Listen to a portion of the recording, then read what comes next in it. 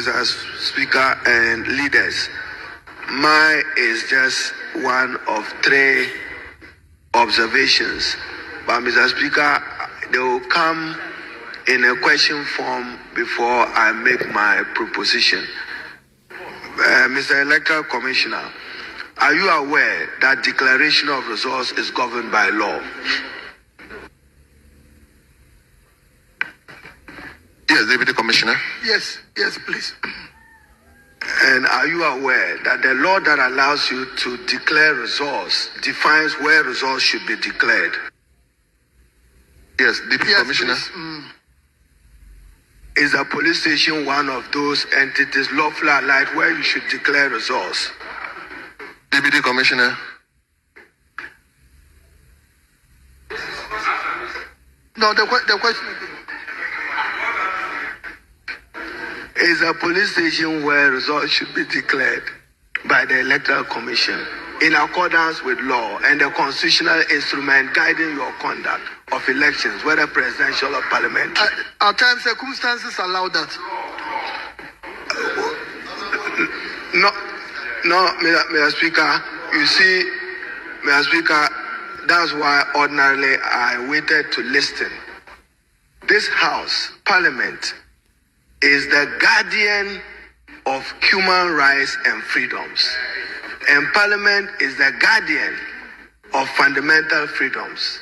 And Parliament is the guardian of independent constitutional bodies. And now my observation, so that you understand where I'm coming. Mr. Speaker, let's not take these matters for granted. If you have 276 constituencies of the Republic, you declare results with outstanding 9, and you have the comfort to sleep and wait for 1 or 2 weeks or more to declare the rest. Do you know what will happen to our democracy if you had something akin to 2020? You know what will happen to our democracy? That you declare results and you have up to 9 constituencies. Regardless, I'm not interested in who won the seat, but you have an independent electoral commission. You are to declare results. And Mr. Speaker, that results has an implication and consequence on the balance of power. On the balance of power.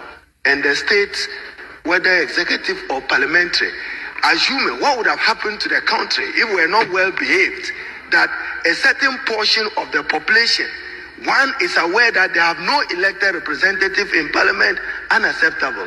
More so, they have to wait more than 30 days, 20 days for the electoral commission to do that. Mr. Speaker, it's about their integrity. For me, that's even shameful that today you are coming because parliament have summoned you. What's the state of integrity of the commission? That you conduct an election and you want to hold on. Honorable Minister for Education, thank you. I think appropriate time. Okay.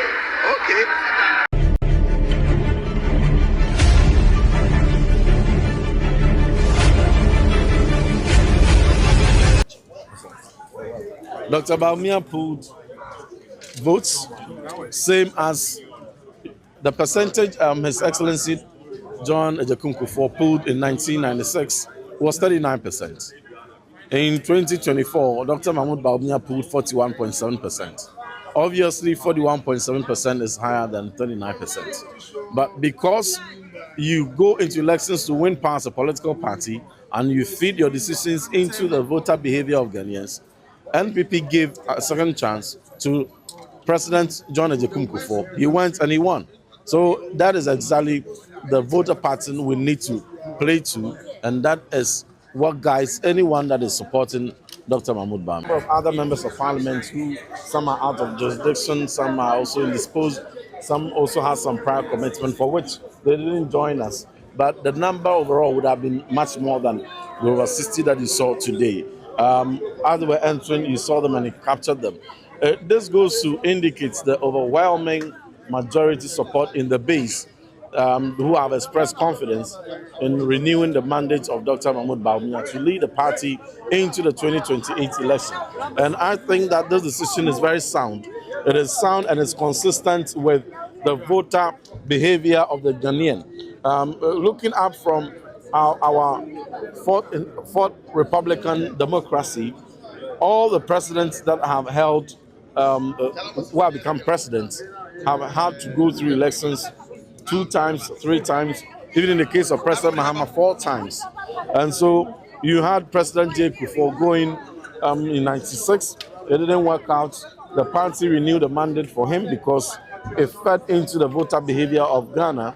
He won in 2000 subsequently. When President Mills contested in 2000, he lost.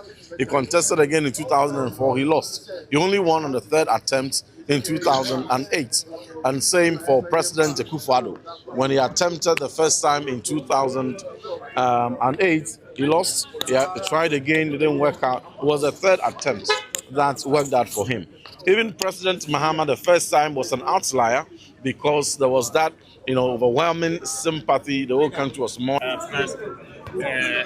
Visit from our members of parliament. I think that it was a very happy visit. It was a courtesy call, and it's a call to declare support for me. And I am so happy in terms of the group that have declared support for me from Parliament. Now amounts to just over 60 members of Parliament. And we have 88 members of Parliament. And so that tells you that a very significant number of members of Parliament have declared their support for me. I just want to use this opportunity to thank all of them. The leader of the group here is Amprachum, who coordinated this, the MP for Mampong. And I believe that this is going to be very, very important because the members of Parliament, as you know, control the constituencies to a large extent. And I'm very, very happy for exactly what they have done today. It's a strong show of support, and I thank them and I thank God for this strong show of support. And off we go. There's a lot of hard work to be done so that we can help the party and help the country. And I want to thank all of you for being here. Thank you very, very much. So what Europe and as America was in this Kadiaba Ghana, they send with money transfer no and I make count for a day amount. Send network ben no use wait me a day ascend it. So we send a day a good mobile money wallet and as a bank account so a day many per chrono wait to me a day ascend it. Now I was any just a first transaction no ubena a $20 free. The answer be using a promo code JSXM2 and a desk screen so offer or first transaction ubena $20 free. Meeting the Achre Bruni. Yalan Media Ghana.